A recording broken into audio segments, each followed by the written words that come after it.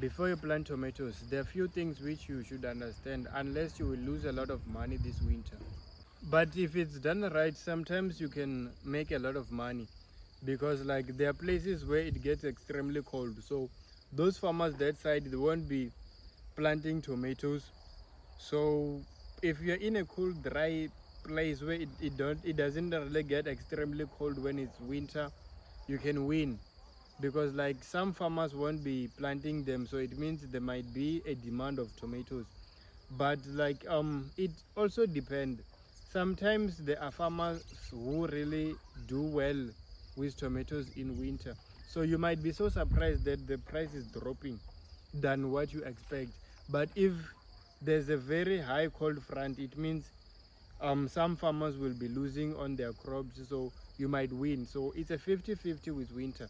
With where I'm from in Venda, yes, they do well tomatoes, but like sometimes I don't even plant them because of the, I'm planting near a river, so sometimes temperature really drops. So I'm not planting tomatoes this winter, but there was a time where I planted them and they were really doing well, even though it was cold, but the temperature were not really dropping. So there was a year which I really did well with tomatoes in winter, and there was a year which I didn't really do well in tomatoes in winter. So it's a 50-50 thing. You should be so mindful of the temperature, because like if temperature is on your side, you might win. If it's so cold, you might lose. The other thing is that in winter we have short days, so because we have short days, just be mindful that your crops will be growing slower than when there's the sun,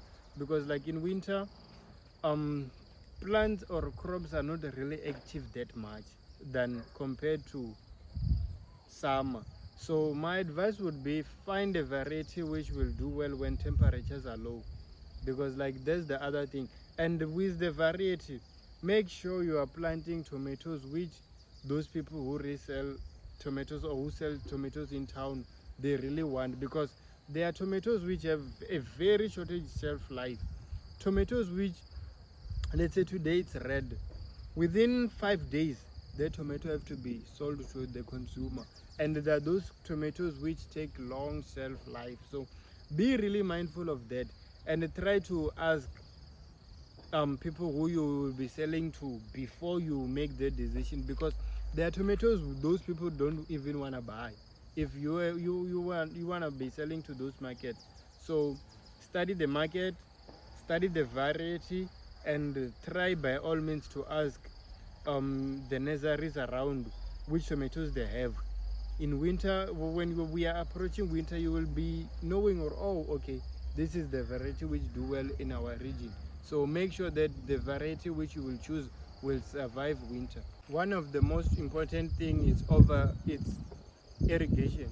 Don't over irrigate them, irrigate them nicely. And if you're using overhead sprinkler, you will just see your tomatoes dying, especially because they will be cold, and then their leaves will be having moist. That moisture will attract fungal diseases. You will just see your tomatoes dying. So the thing is that if you are using drip, that's good. If you don't have drip irrigation, you can even irrigate them one by one, or just use furrow. Is it, yeah, furrow, or another method. Especially avoid overhead sprinklers. You will just see your tomatoes dying, especially when temperatures are low, and then you use an overhead sprinkler, they will die.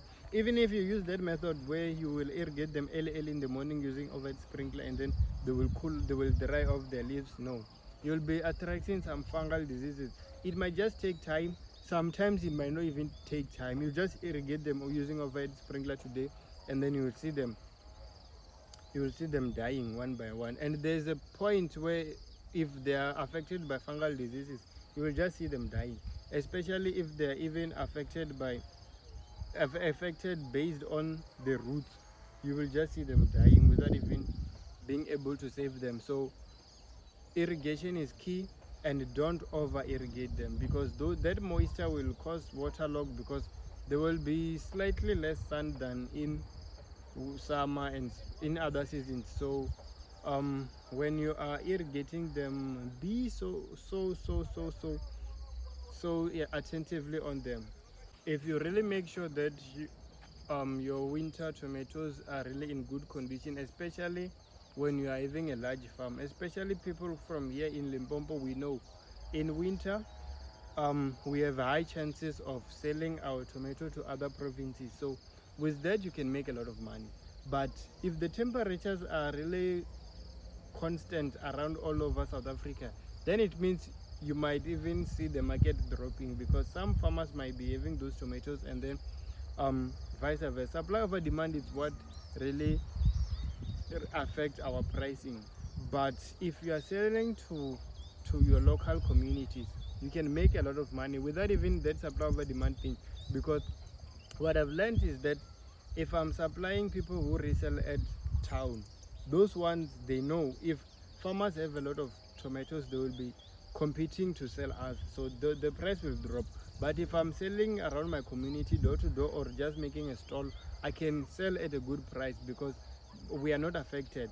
But it will only be affected when you are trying to sell to the market or selling to people who resell, because most farmers will be competing to sell the product. So be so mindful that temperature will really affect how you will sell your tomatoes, because if there's too much cold and other farmers are losing their crops, when I on your side where the temperature is kind of good, you will win.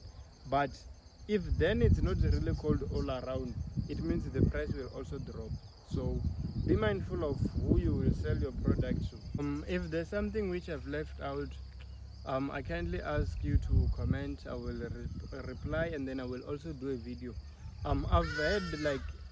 I've been onto farming for the past, from 2018, from 2017 up until now. I've been doing farming. I practice farming every day. So there are lots of things which I've experienced, and I think I should have started this YouTube channel long time ago. I would have been documenting everything. So if you've made it so far, I kindly ask you to leave a thumb up, to like the video, and subscribe for more content. And I will be dropping so many videos.